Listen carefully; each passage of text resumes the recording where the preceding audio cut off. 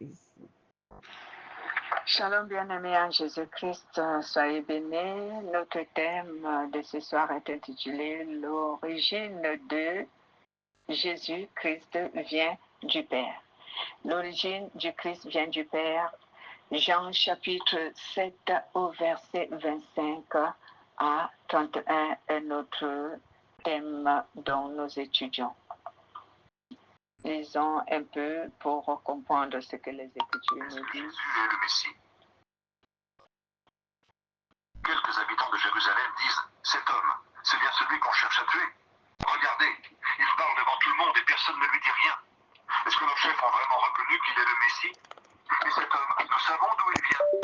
Quand le Messie viendra, personne ne saura d'où il vient. » À ce moment-là, Jésus enseigne dans le temple. Il dit d'une voix forte « Vous me connaissez donc. Vous savez donc d'où je viens. Pourtant, ce n'est pas moi qui ai décidé de venir, mais celui qui m'a envoyé mérite votre confiance. Lui, vous ne le connaissez pas. Moi, je le connais. Oui, je viens de chez lui, et c'est lui qui m'a envoyé. »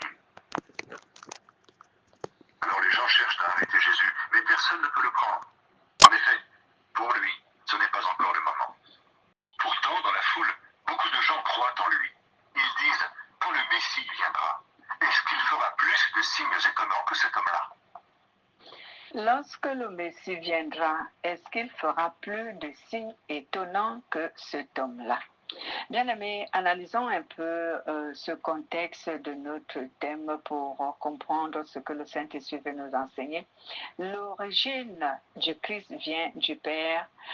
Cela veut dire que le Père et le Christ sont un.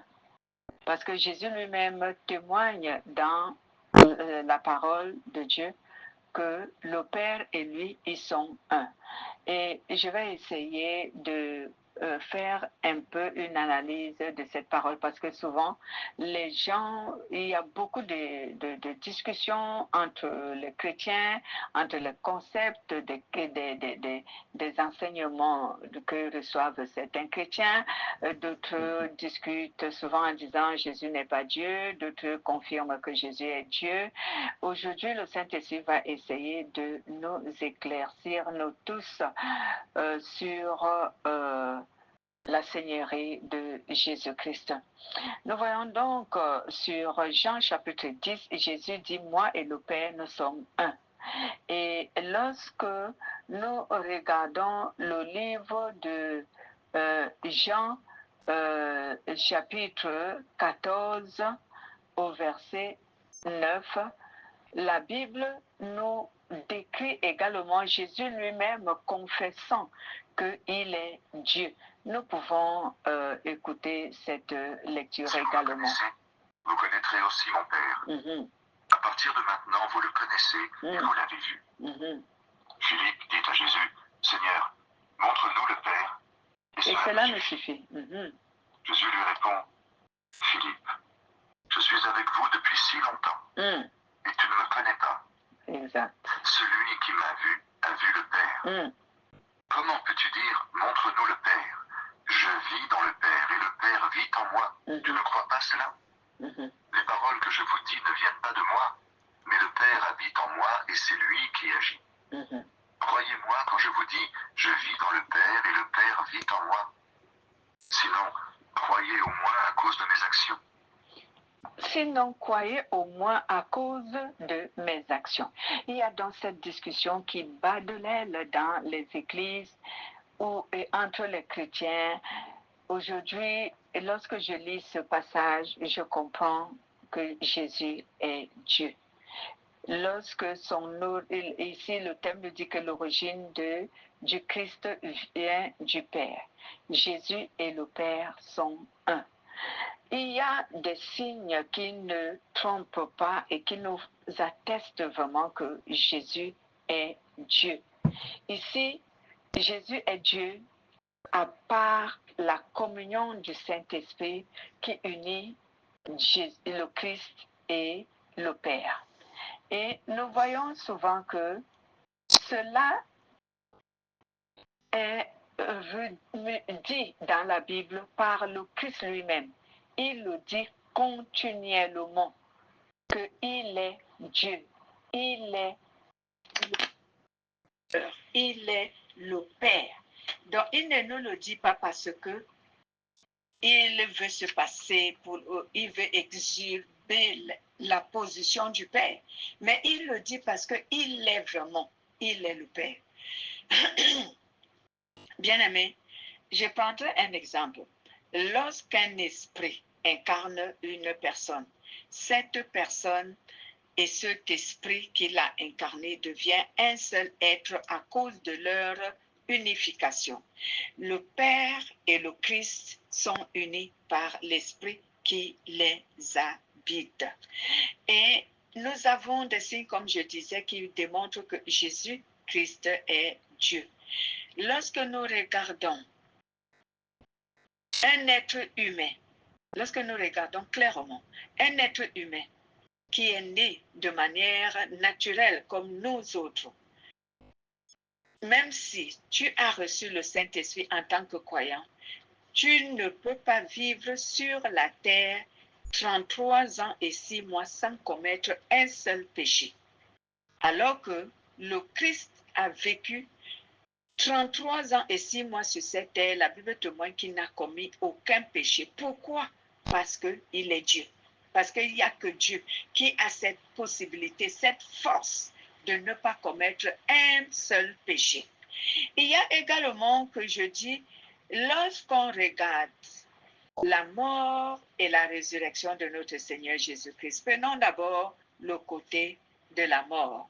Lorsque le Christ meurt, moi je dis lorsque son esprit quitte le corps, on enterre le Christ. Lorsqu'on vient regarder le 3e jour avec les femmes, est-ce qu'il est ressuscité?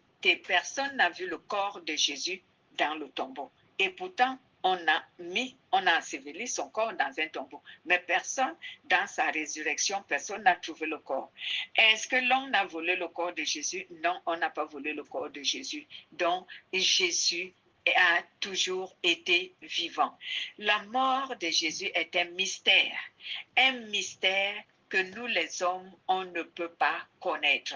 Donc, Jésus est mort comme nous le voyons dans les Écritures qui disent que sur la croix, il est mort, il a rendu l'esprit. Mais quand il ressuscitait, on n'a pas trouvé le corps de Jésus dans le tombeau. Pourquoi? Parce que Jésus est Dieu. Il n'est pas un être humain ordinaire comme nous.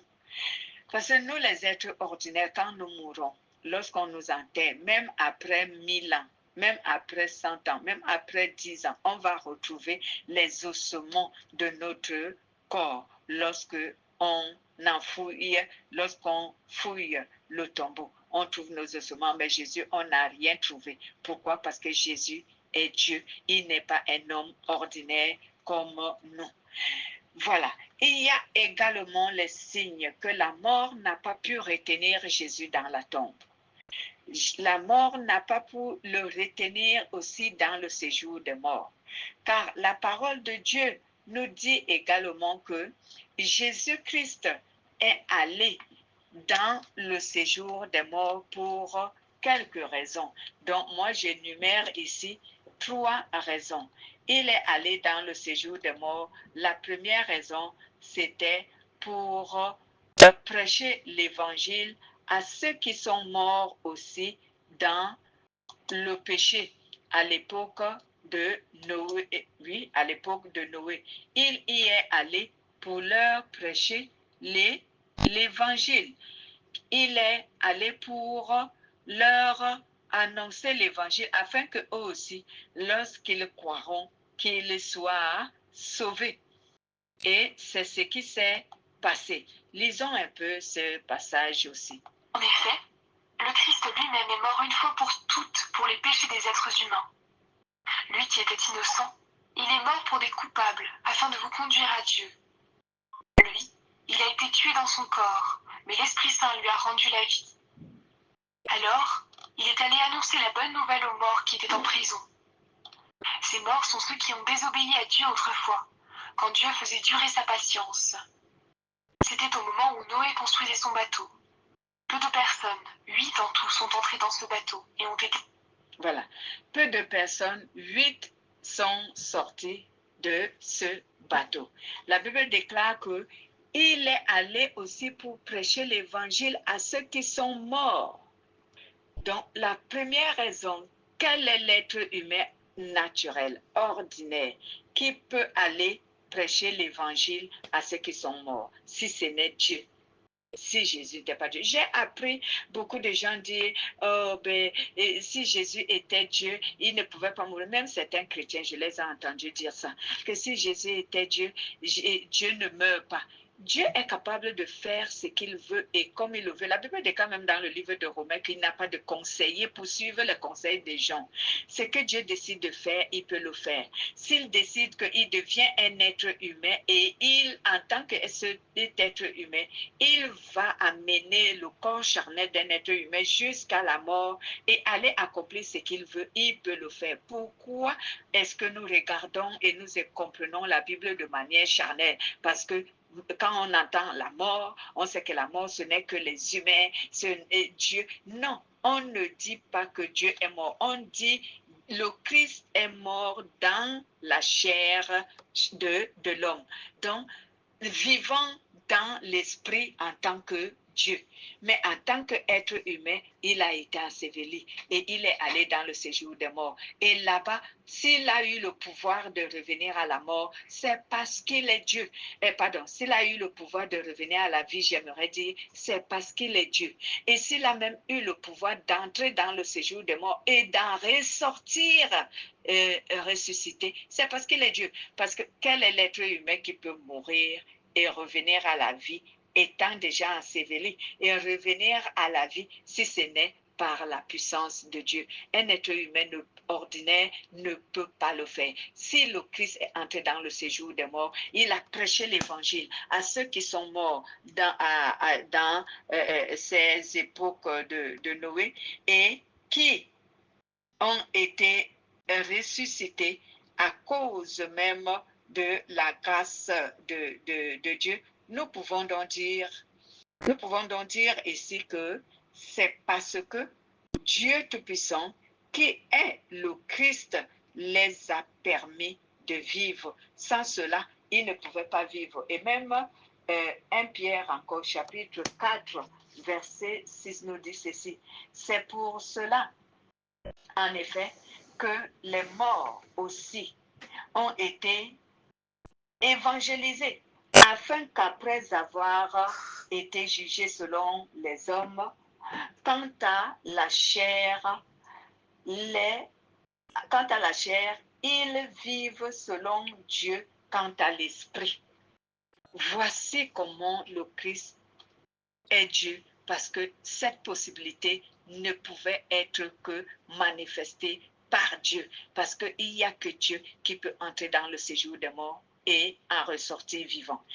La Bible nous enseigne encore sur Hébreu que la deuxième, si je peux dire ça, raison qui a poussé le Christ à aller dans le séjour des morts, c'est pour retirer à Lucifer, le diable, le pouvoir qu'il avait sur la mort.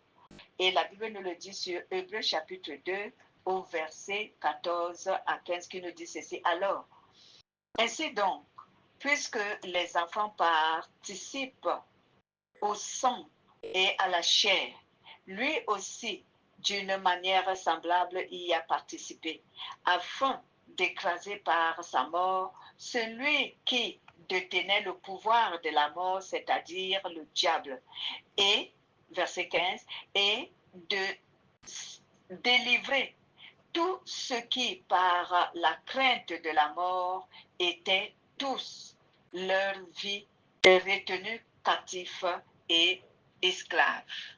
Donc la mort retenait donc les gens captifs. Et lorsque le Christ a récupéré le pouvoir de la mort, de la possession de Lucifer, à partir de ce moment, on constate encore une fois de plus que Jésus, le Christ, est Dieu. Parce qu'il n'y avait que lui qui avait le pouvoir d'entrer dans le séjour des morts pour arracher à Lucifer le pouvoir qu'il avait sur la mort.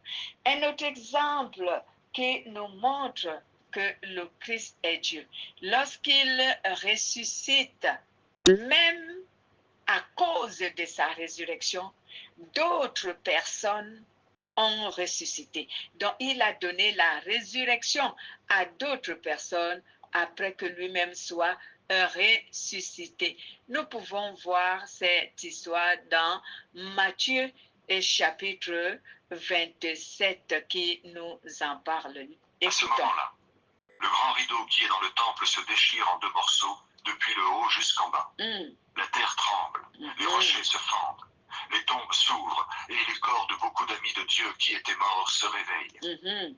Plus tard, quand Jésus se réveille de la mort, ils sortent des tombes, ils entrent dans Jérusalem, la ville sainte, et ils se montrent à beaucoup de gens. Ils entrent dans Jérusalem et ils se montrent à beaucoup de gens. Qui? Sa résurrection. Qui? Parmi nous, les êtres humains ordinaires. Sa résurrection pouvait provoquer la résurrection des autres personnes si Jésus n'était pas Dieu. Il n'y a que Dieu qui a ce pouvoir. Je peux mourir et Dieu permet que je ressuscite, mais ma résurrection ne va pas ressusciter d'autres personnes. Il n'y a que le Christ, il n'y a que Dieu. Donc, bien aimés, arrêtons de nous mentir là-dessus avec une mauvaise compréhension de la parole de Dieu en confessant que le Christ n'est pas Dieu. Le Christ est Dieu parce que le Père et le Fils sont un. Donc, Dieu, ils sont un. Je répète, donc ils sont Dieu. Et la parole nous le dit sur Jean chapitre 1 au verset 14. La Bible nous confirme que la parole est devenue chair. La parole de Dieu est devenue chair. Si ce n'était pas le cas, on n'allait pas nous dire que la parole est devenue chair. Voici ce verset qui nous parle ici. Évangile selon Jean 1,14. Incarnation de Christ. Celui qui est la parole est devenu un homme et il a vécu parmi nous, plein de grâce et de vérité. Amen. Nous avons vu sa gloire. 9. La gloire que le Fils unique reçoit du Père. Amen. La grâce que le Fils unique reçoit du Père. Donc ici, la parole s'est faite chair. La parole, c'est Dieu. Elle s'est faite chair. Donc elle s'est incarnée dans l'humain. Et c'est pas parce que la parole s'est incarnée dans l'humain qu'elle n'est plus Dieu. Parce que je pense que c'est là où certaines personnes qui interprètent mal la parole de Dieu se basent, que puisque la parole s'est incarnée dans l'homme, donc elle n'est plus Dieu parce qu'elle est incarnée. L'homme, son enveloppe, ce n'est qu'une enveloppe. Ce n'est pas cette enveloppe qui pose des actes que le Christ a posés. Mais lui-même, il a dit dans Jean chapitre 14 au verset 11, il a dit, ce que je fais, c'est le Père qui est en moi qui agit. Donc, la parole qui est incarnée dans l'enveloppe humaine, c'est elle qui agit. Le Dieu, le Père qui est incarné dans le Christ, c'est lui qui agit. Donc, l'enveloppe n'est que une couverture et que Dieu utilise, que le Père utilise pour agir. Donc, j'arrive pas souvent à comprendre pourquoi les gens sont prêts à croire qu'un esprit autre, lorsqu'il incarne le corps d'un être, que ce soit humain ou animaux, lorsque cet animal ou cet être agit, on attribue cet agissement à l'esprit qu'il a incarné. Mais on ne veut pas non plus comprendre que Jésus-Christ qui agissait, c'est parce que lui et le Père étaient dans cette communion de l'Esprit qui les unissait et que c'est cela, c'est ce Père qui agissait, qui accomplissait les actes en Jésus jusqu'aujourd'hui. Lorsque nous, on parle de Jésus, lorsque nous, on confesse Jésus, lorsque nous, on cite Jésus-Christ, c'est toujours le Père qui agit par le Christ, parce que ils sont un. le Fils et le Père sont un. Donc, il agit en tant qu'un seul être, un seul Dieu et Père. Donc, bien-aimés, nous pouvons donc comprendre ici que le Messie qui est venu dans le monde pour apporter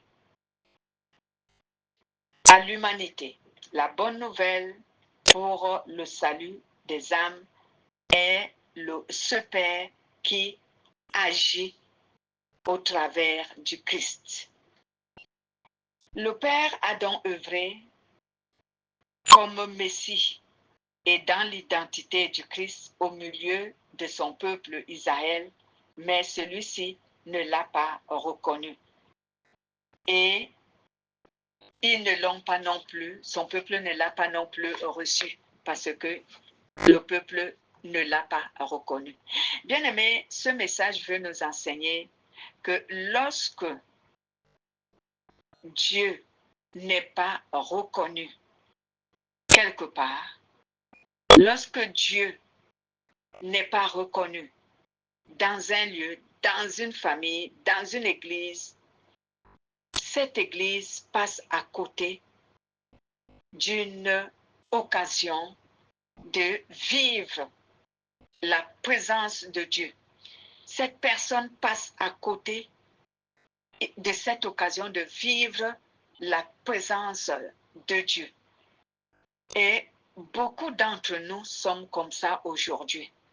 La plupart de ceux qui disent croire en Jésus, et même les non-croyants aussi, ratent cette occasion de vivre la présence de Dieu parce qu'ils ne reconnaissent pas Dieu et ils perdent cette grâce de vivre la présence de Dieu. La présence de Dieu est une chose formidable.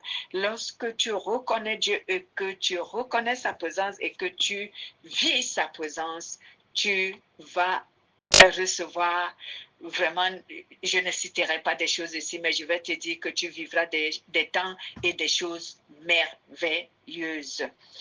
Donc, il y a donc au milieu de nous des chrétiens, les non-croyants, qui ont une certaine image, une certaine idée erronée de comment ils veulent voir Dieu, de comment ils veulent vivre la présence de Dieu, de comment ils veulent reconnaître Dieu. Et ce qu'ils ignorent, c'est que Dieu est diversifié. Il peut se présenter à toi de la manière dont toi, tu n'imagineras pas que c'est lui.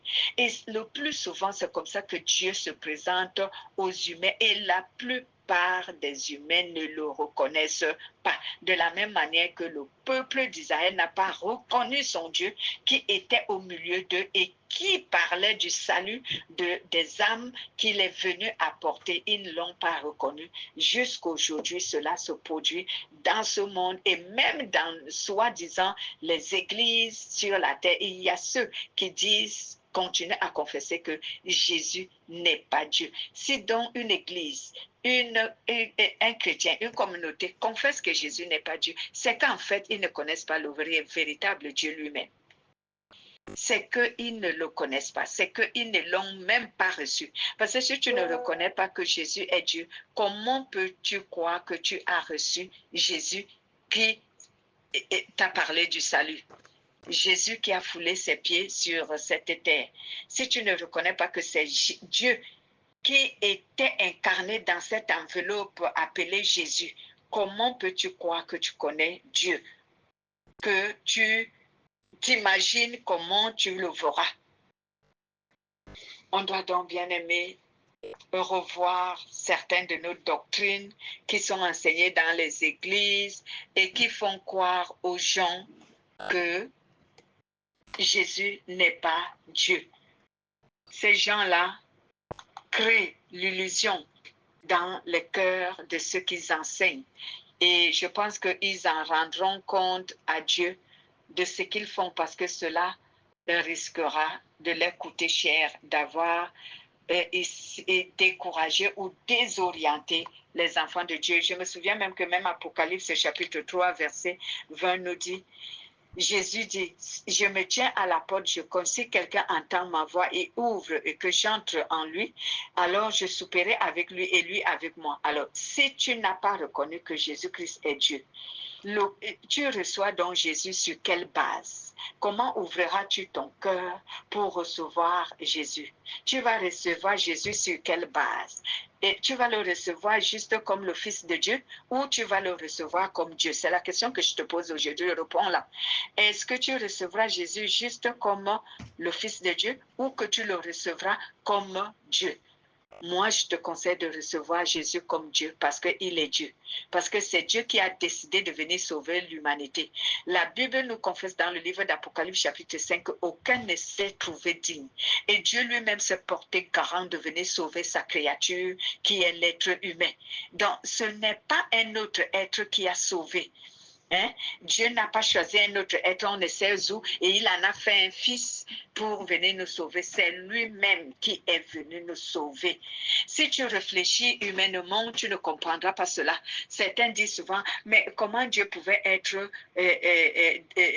au ciel, dans son royaume, et être également sur la terre pour nous sauver et vivre ici pendant 33 ans et 6 mois. Les gens se posent des questions charnelles. La Bible déclare que rien n'est impossible à Dieu. Et la Bible déclare qu'il est omniprésent, omnipotent, omniscient. À cause de son omnipotence, Dieu est capable d'être partout à la fois. Nous le savons. Et pourtant, nous le confessons. Mais pourquoi on a du mal à croire que si Dieu peut être partout à la fois, il peut également vivre ici 33 ans et 6 mois et accomplir l'œuvre du salut pour les hommes et en même temps être encore au ciel et toujours accomplir sa responsabilité de Père au ciel. Comment nous pouvons croire que cela n'est pas possible? Alors que nous disons, nous-mêmes nous confessons qu'il est omniprésent et son omniprésence lui permet d'être partout à la fois. Son omniscience lui permet de tout savoir. Son omnipotence lui permet de tout faire. Comment pouvons-nous nier que Jésus n'est pas Dieu? Et les chrétiens qui disent, oh, Dieu ne peut pas mourir. Lorsqu'on parle ici de la mort, bien aimé, c'est un mystère. Et je venais de le confesser, que c'est un mystère parce que personne n'a trouvé le corps de Jésus. Comme Jésus est mort, oui, on l'a enseveli, oui, la Bible le déclare et c'est vrai. Mais pour vous attester qu'il est Dieu, on n'a pas retrouvé son corps parce que s'il était un être humain ordinaire, on allait retrouver son corps couché. Mais personne n'a retrouvé son corps. Et pourtant, il a été enseveli et rien que 3 jours. On devait trouver son corps, mais comme il est Dieu, il est parti. Il a même fait disparaître l'enveloppe humaine qu'on avait enterrée et il a réapparu à ses disciples avec la même enveloppe du corps qu'il avait été enseveli. Et même quand il montait au ciel, est-ce que là aussi cela ne nous parle pas? La Bible nous dit dans le livre de 1 Thessaloniciens chapitre 4 verset 16 que les vivants qui seront pendant l'enlèvement, ils changeront en un clin d'œil et ils monteront au ciel avec ceux qui se seront ressuscités. Ils changeront en un clin d'œil. Alors même là, est-ce qu'on ne comprend pas que Jésus est toujours Dieu? Parce qu'avec son même corps et enveloppe qu'il avait pendant qu'il a vécu encore 40 jours avec les disciples, ses disciples ici sur la terre, avant de monter au ciel, il avait toujours ce corps. Et lorsqu'il disparaissait devant eux en montant au ciel, il le voyait avec le même corps, mais avec la puissance de Dieu qui est en lui parce qu'il est Dieu, il a été changé en un clin d'œil. En un clin d'œil, en une fraction de seconde, il a changé et il est monté au ciel. Et personne n'a vu le corps de Jésus tomber au ciel pour dire que l'enveloppe est restée. Bien aimé, ces choses, il n'y a que Dieu qui peut le faire. Donc, si Jésus était un être... Oui, bien aimé, si Jésus était donc un être ordinaire, il ne serait pas monté de cette façon au ciel. Il est monté, ce que nous appelons l'ascension, autant pour moi. Il est monté au ciel et les apôtres qui étaient là, ils l'ont vu. Et personne n'a vu l'enveloppe charnelle qui est appelée le corps de Jésus revenir du ciel et tomber au sol. Il a été transformé en un clin d'œil, comme le confesse la parole de Dieu sur 1 Thessaloniciens chapitre 4 verset 16. Donc, bien-aimé, on doit donc connaître et comprendre que Jésus-Christ, notre Seigneur, est Dieu. Et lorsque il fait de nous ses serviteurs, nous aussi, si nous prêchons, si nous enseignons la vérité par l'Esprit Saint, beaucoup de gens peuvent ne pas nous recevoir de la même manière que le peuple d'Israël n'a pas reçu Jésus. Nous aussi, beaucoup de gens peuvent ne pas nous recevoir. En particulier, même quelquefois, on dit souvent, très souvent, c'est au milieu des nôtres. C'est auprès de nos connaissances qu'on peut ne pas recevoir la bonne nouvelle que nous apportons. Pourquoi? Parce que c'est une coutume très souvent au milieu des êtres humains que quand une personne du milieu vient annoncer la parole de Dieu, tu as souvent l'impression qu'il ne te dit pas la vérité. Mais notre message ici que nous devons retenir, c'est que lorsque le Père, qui est Dieu en Christ, n'est pas reconnu comme tel, qu'il est Dieu, il est difficile pour la personne qui ne reconnaît pas cela d'être avec Dieu et d'avoir la présence de Dieu en lui. Parce que la présence de Dieu en nous vient ou se manifeste en nous à travers cette foi, à travers cette croyance que nous savons que le Christ et le Père sont un. Et si je dois recevoir le Christ, je dois savoir que je reçois en même temps le Père. Mais si je me dis que en recevant le Christ, ce n'est pas le Père que je reçois, alors là, je pense qu'il y a un problème. Mais ce problème, c'est le Père lui-même qui sait comment il gérera cela. Si je peux me permettre, il nous a donné une autre référence sur 1 Jean chapitre 4, autant pour moi, au verset 1 à 4. Il nous dit que si quelqu'un ne reconnaît pas que le Père, le Dieu Tout-Puissant s'est fait chair et qu'il a habité parmi les hommes, alors à ce moment qu'on sache que cette personne est un antichrist. 1 Jean chapitre 4 verset 1 à 3 qui nous dit ici, bien-aimés, ne vous fiez pas à tout esprit, mais éprouvez les esprits pour savoir s'ils sont de Dieu, car plusieurs faux prophètes sont venus dans le monde. Reconnaissez à ceci l'Esprit de Dieu. Tout esprit qui confesse Jésus-Christ venu en chair est de Dieu. Et tout esprit qui ne confesse pas Jésus-Christ n'est pas de Dieu. C'est celui de l'Antichrist dont vous avez appris qu'il vient et qui maintenant est déjà dans le monde. Donc, nous pouvons comprendre cette parole, bien-aimée. Cela veut dire que si aujourd'hui tu ne crois pas que le Christ est dans le Père et que le Père est dans le Fils et que c'est ce Père qui a porté cette enveloppe charnelle qui est devenue chair pour nous donner le salut, alors ta croyance est basée sur un autre Dieu et non sur le véritable. Parce que le véritable Dieu, c'est le Christ. Je vais lire une autre version de Parole de vie parce que j'aime souvent Parole de vie. Amis très chers, ne croyez pas tous ceux qui disent « Nous avons l'Esprit Saint ». Maintenant, examinez-les avec attention pour savoir si ces gens ont vraiment l'Esprit de Dieu.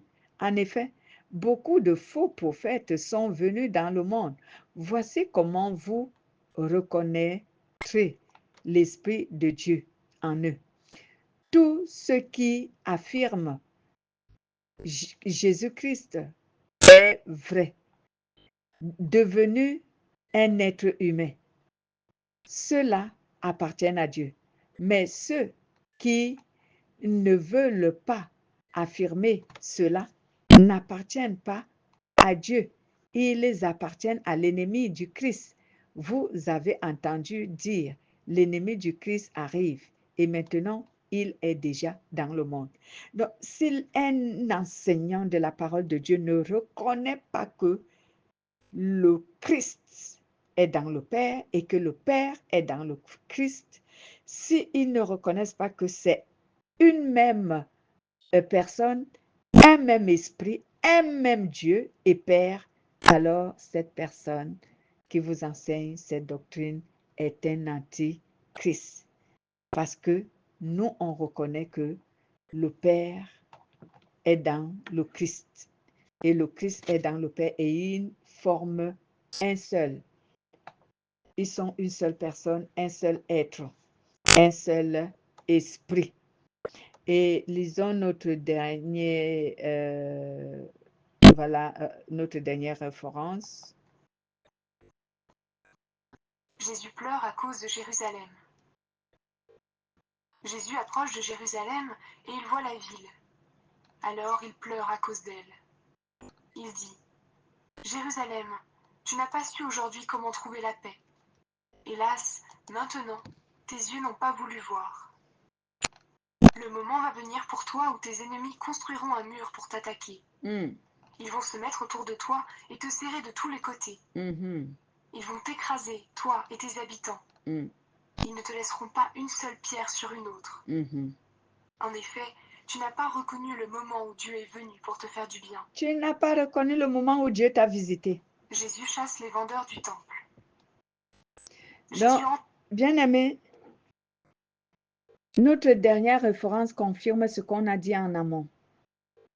Si tu ne reconnais pas la présence de Dieu en Christ, en d'autres termes, si tu ne reconnais pas que le Christ est Dieu, alors c'est que tu n'as pas su à quel moment Dieu t'a visité. Et si tu ne reconnais pas ou tu n'as pas su à quel moment Dieu t'a visité, si tu n'as pas cru que Jésus, le Christ, est Dieu, c'est que tu n'as pas su quand Dieu t'a visité. Et si ce n'est pas le cas, ce n'est pas le vrai Dieu que tu crois. Tu crois à un autre Dieu. Reviens en toi-même, pose-toi la question, pose-lui la question. Décrète même un jeûne et prière pour cela. Jeûne et prie, dis Seigneur, je veux savoir si c'est toi, toi le Christ, tu es le Père, et ou que toi le Fils, tu es Dieu, quelle que soit l'appellation que tu veux utiliser. Est-ce que tu es le Père? Est-ce que tu es Dieu? Si c'est toi, permets-moi de le savoir, parce que c'est toi que je veux adorer et non un autre Dieu qu'on me présente sous ton nom, alors que ce n'est pas toi que je reçois. Donc, voici toute cette bénédiction que je peux te donner, bien-aimé. Sois béni et écoute la parole de Dieu avec beaucoup d'amour et du désir de comprendre, et le Saint-Esprit te fera comprendre tout ce dont il m'a permis d'annoncer aujourd'hui. Il te le fera comprendre clairement et tu seras béni. Bonne soirée, soyez bénis.